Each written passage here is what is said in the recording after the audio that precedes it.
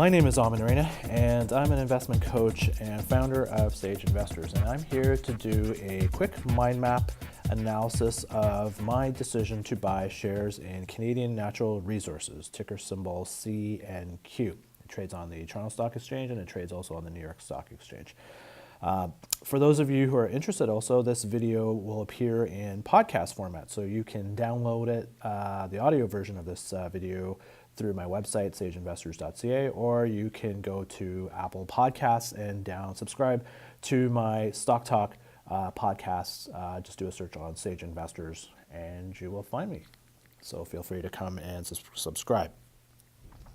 So for every stock that I look at that I'm considering buying, or every kind of investment decision that I'm making, it's about asking questions. And what I've done is I've developed a series of questions. Every time I'm analyzing a company or a stock, I ask the same questions over and over and over again. And usually by the time I answer these questions, there's about 8 of them, I usually have a pretty good idea whether I want to buy the company or I want to sell or just avoid and walk away. So I'm going to walk you through those 8 questions and how I answer them in the context of evaluating CNQ.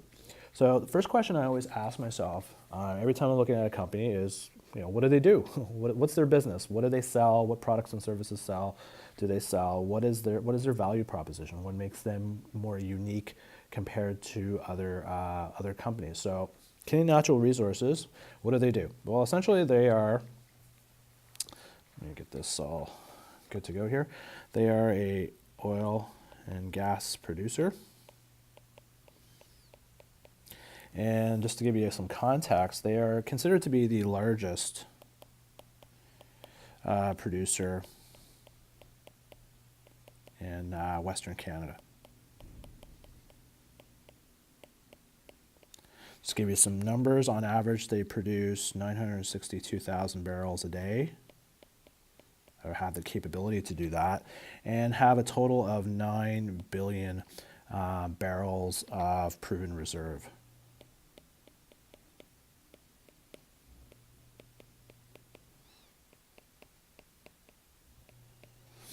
So they're a big player in the Canadian oil scene. In terms of competition, who do they compete with? Well, their primary competitors there are a fair number, but the big ones that they are most kind of aligned with are companies like Encana, Imperial Oil, which would be a parent of ExxonMobil, and ExxonMobil. Those are the big players, the dominant global oil producers. In terms of their customer, who buys, ultimately who's buying oil? Well, ultimately we know consumers of every stripe and industry. There's a constant need for oil. It is essentially, oil is essentially powering the economy.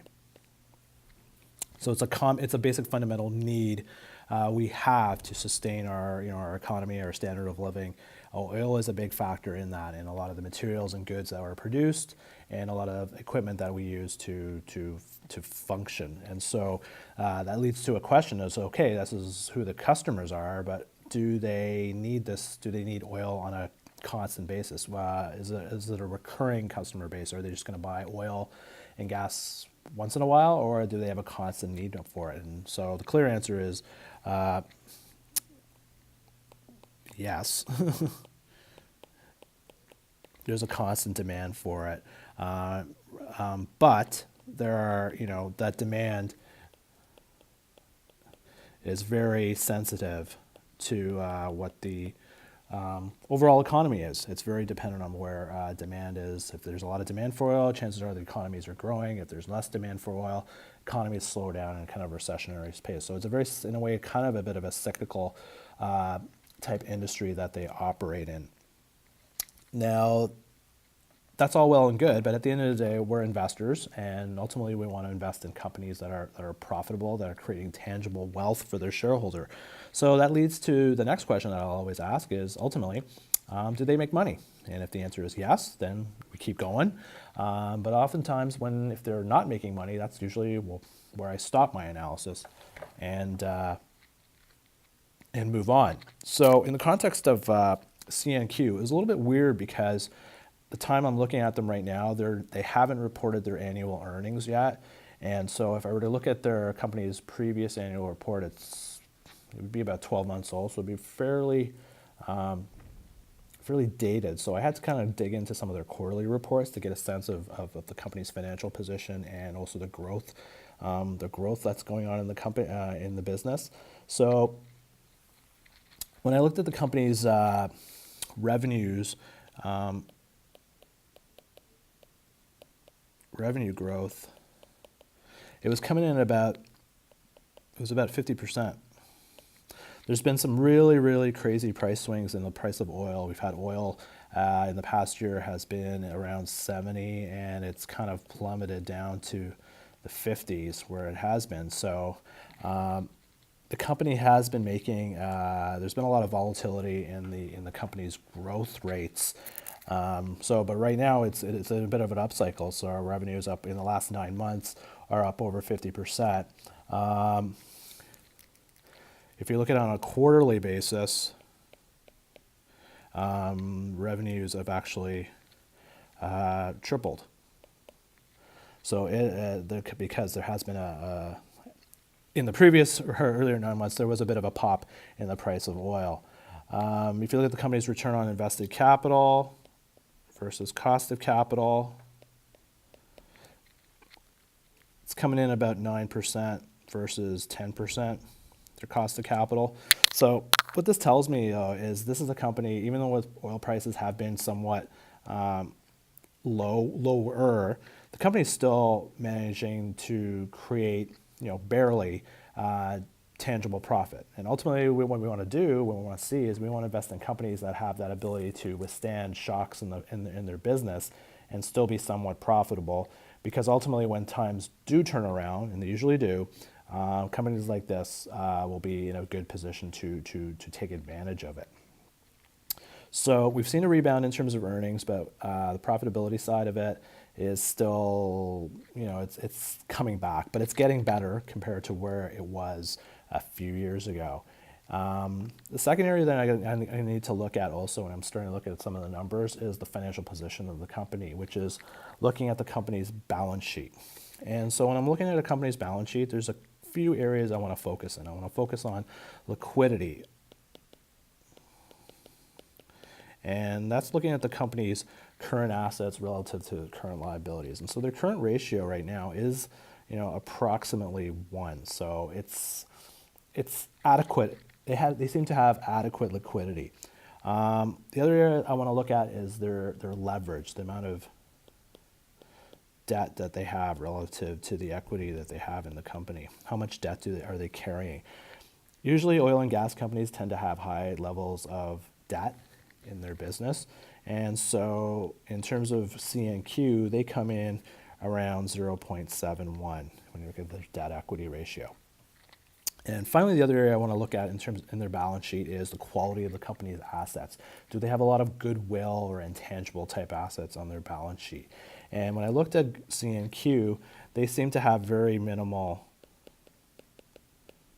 goodwill on their balance sheet. So when I look at the fact of the matter is, it seems to be from a financial position, they seem to be okay. They seem to be in a fairly strong, fairly decent balance sheet, considering the amount of stress that has been going on in the industry. Next, so right now, so far we're looking at a company here that's kind of a best-in-breed producer here in Canada in terms of oil and gas.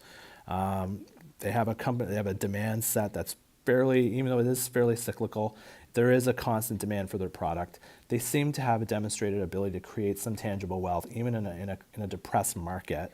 And they have a fairly good financial position. So far, so good. But like anything, we need to also have an understanding of, and just kind of have an awareness of potentially what could go wrong with this business, what could take this company down. And so we need to look at some of the risks associated with the business. As I said, One risk is really there's a sensitivity. The price of the stock is very driven to oil prices. So if oil prices are going up, chances are CNQ stock's going to go up, and oil prices go down, CNQ stock's going to go down, just like other oil companies. So sensitivity to oil price and sensitivity to the economic growth. That's another area. Another issue right now too is the whole concept of trade, and it feeds into this whole concept of the trade. A lot of the trade trash talking that's going on is feeding into this whole impacting potential economic growth. If the rhetoric and the trash talking continues, ultimately it could have an impact on economic demand, and ultimately could feed into less demand for oil commodities. So that's something we need to talk about. Another risk also right now that they're having is there's logistics.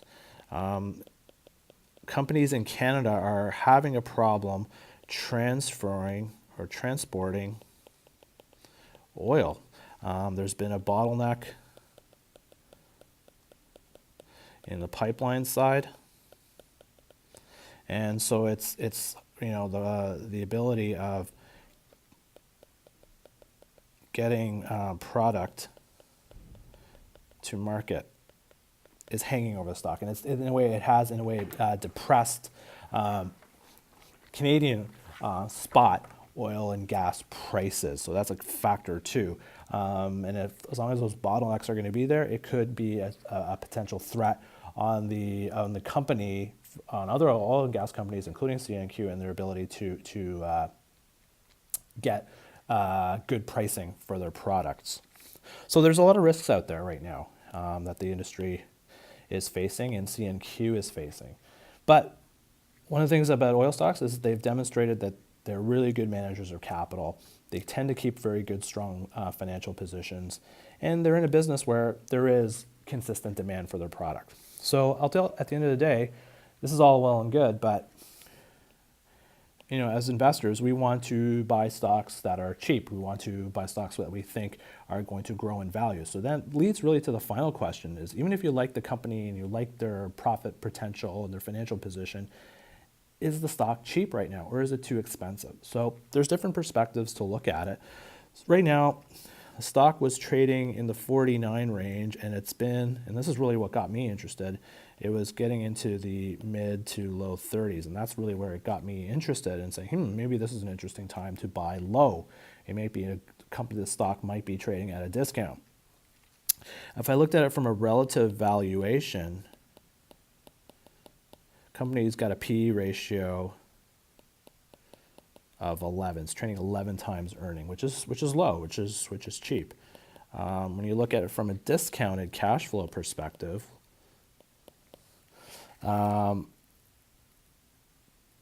there seems to be, from the models that I've seen, there looks like there's about a 20% upside to the stock.